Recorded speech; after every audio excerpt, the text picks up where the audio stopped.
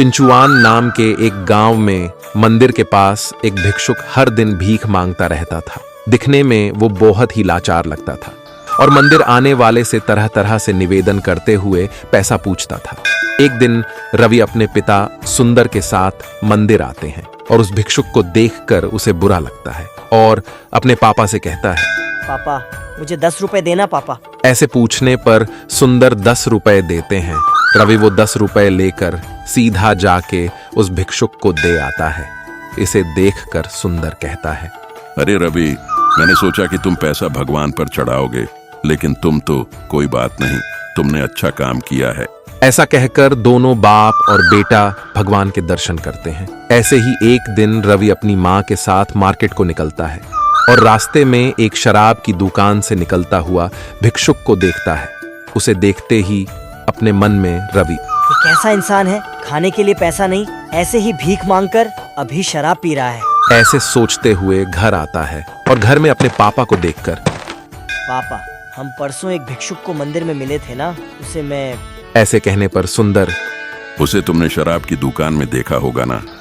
ऐसे पूछते हैं। ये सुनकर रवि चकित होता है और अपने सर हिलाता है। तब सुंदर अपने बेटे रवि को बिठाकर, हम जो दान करते हैं हमें उसका हिसाब नहीं रखना चाहिए। ये सुनकर रवि पूछता है, लेकिन उसने भी गलती किया है। ऐसे कहने पर सुंदर, देखो रवि, अपने कर्मों के अनुसार वो एक भिक्षुक बना है। भगवान उसे भी एक अच्छा समय देगा। वो उसका सदुपयोग नहीं करता तो वो मंदिर के सामने अपनी जिंदगी भर ऐसा ही भीख मांगता रहेगा। और सुनो रवि, तुम्हारे बस में जितना हो सके उतना दूसरों की मदद करना, और इसके बारे में कभी भी अपना ढिंढोरा मत पीटना।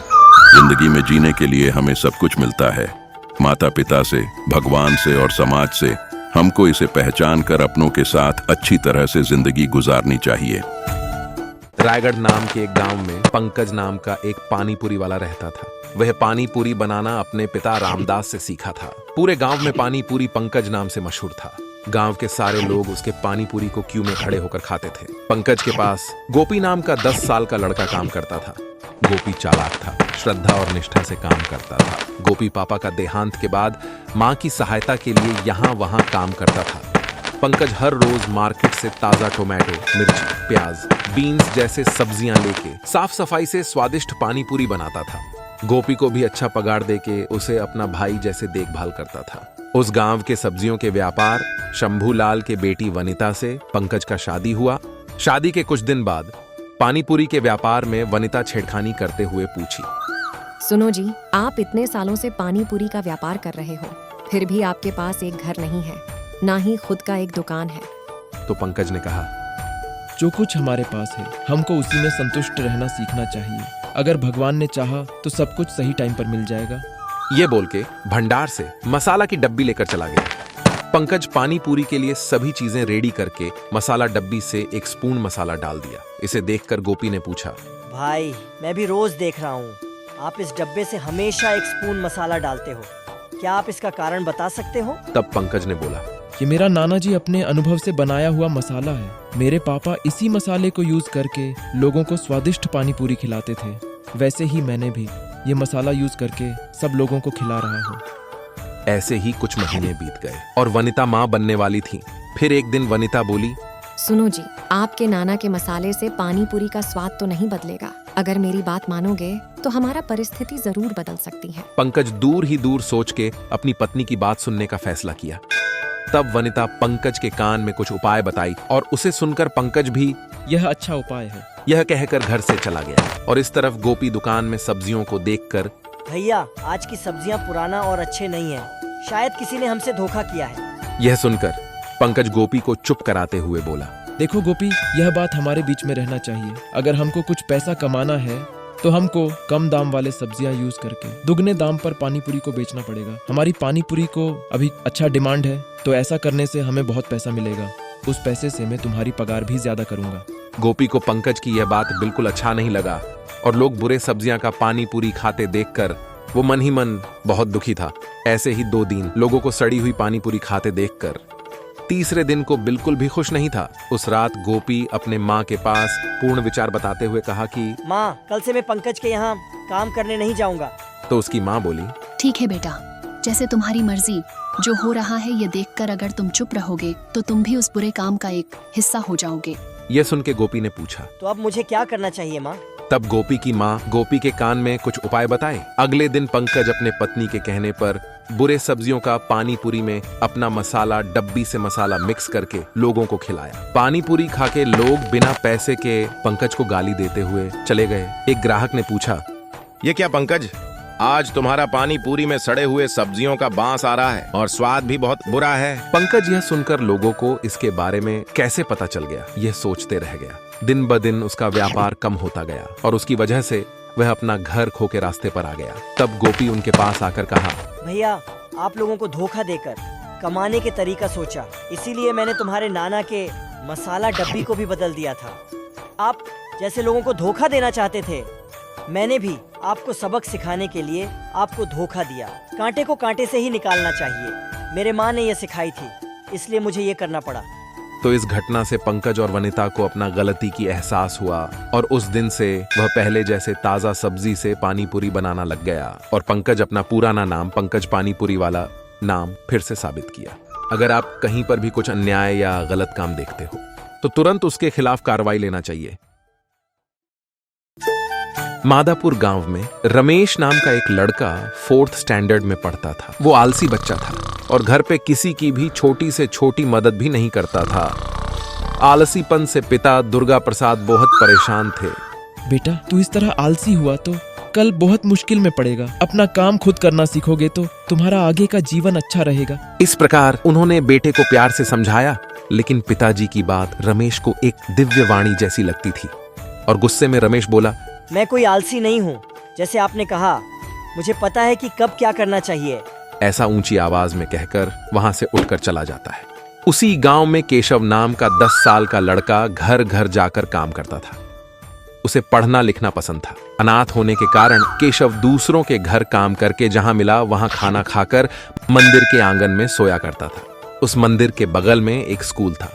केशव हर दिन सुबह जल्दी उठकर अपना सारा काम खत्म करके मंदिर के प्रांगण में बैठकर स्कूल में जो पढ़ाते थे उसे ध्यान से सुनकर अच्छी तरह से लिखकर अभ्यास करता था। अपनी कमाई के पैसे से वो पेन, किताब जैसे पढ़ाई संबंधित चीजें खरीदता था। एक दिन केशव ने पजल और क्विज की किताब खरीदी। हर दिन उस किताब में मुंह से 10 नए प्रश्न उत्तर पढ़कर सीखता था। इस बीच मादापुरा के जमींदार ने अपने नौकर को बुलाकर कहा कि शामू, इस साल मेरे जन्मदिन पर मैंने एक योजना बनाई है। ये सुनकर शामू ने पूछा, वो क्या है मालिक? तो जमींदार ने कहा, हमारे गांव के पाठशाला में पढ़ने वाले 10 बच्चों को गोद लेकर उनकी पूरी शिक्षा की देखभाल करने का फैसला किया हूँ। इसे सुनकर शामू बहुत खुशी से बोला, ये तो बहुत अच्छा विचार है मालिक, लेकिन हमारे पाठशाला में बहुत सारे बच्चे पढ़ते हैं, उनमें से केवल 10 बच्चों को कैसे चुनेंगे? जमींदार ने नौकर के प्रश्न का उत्तर देते हुए कहा, ये तो सही बात कही तुमने शामू। इसके लिए मेरे पास एक उपाय है। कल गांव में हम एक क्विज कंपटीशन रखेंगे। जो 10 बच्चे हमारे प्रश्नों का सही उत्तर देंगे, हम उनकी शिक्षा की पूरी देखभाल करेंगे। कहकर नौकर को गांव भेजता है। उसी प्रकार नौकर शामू ने इस खबर को गांव के लोगों तक पहुंचाया। ये सुनकर रमेश क्विज में पार्टिसिपेट लेने का इंटरेस्ट लेता है और वो अपने पापा के पास जाकर बोलता है, आप हमेशा मुझे आलसी, कामचोर कहते थे ना। अब ये दिखाने का वक्त आया है कि मैं कौन हूँ। मैं इस कंपटीशन में भाग लेकर आपको दिखाऊंगा कि मैं कौन हूँ। कहकर पिता के सामने शपथ लेता है। रमेश तभी क्विज और पजल की बुक्स खरीदकर पढ़ने बैठता है। वो रात भर एकाग्रता से पूरी किताब पढ़ता है और सुबह जल्दी उठने के लिए अलार्म भी सेट करता है। इस तरफ केशव मंदिर के पास उदास बैठा था। उस वक्त दुकान वाला केशव के पास आकर पूछता है, क्यों केशव, ऐसे उदास बैठकर क्या सोच रहे हो? तो केशव ने कहा, कल होने वाले कंपटीशन में भाग लेने की मुझे भी इच्छा है भैया, लेकिन आज तक मैं स्कूल नहीं गया हूँ। अगर मैं कंपटीशन में हार गया तो क्या करूँ, इसके बारे में ही सोच रहा हूँ। केशव की बात को सुनकर दुकान वाला बोलता है, सोचो मत बेटा, अगर तुमको कंपटीशन में भाग लेने की इच्छा है तो पूरा कर लो। सुनो, कंपटीशन में जीतने से ज्यादा भाग लेना की मुख्य होता है। एक न एक दिन तुझे जरूर फल मिलेगा। ये कहकर दुकानदार ने केशव का हौसला बढ़ाया। दूसरे दिन केशव ने सुबह जल्दी उठकर नहाने के बाद भगवान से प्रार्थना करते हुए कंपटीशन के लिए निकला। लेकिन यहाँ रमेश अलार्म बजने के बाद भी उठने के लिए तैयार ही नहीं था और बिस्तर पर सोया था। ये देखकर पिता दुर्गा प्रसाद ने कहा कि बेटा, थोड़ी देर में कंपटीशन शुरू होने वाला है, जल्दी उठकर तैयार हो जाओ। रमेश ने नींद की आंखों में उत्तर देते हुए बोला, और 10 मिनट पापा। कहकर पिता की बात को न सुनते हुए फिर से सो जाता है। रमेश का 10 मिनट की नींद असल में 1.5 घंटे तक हुई।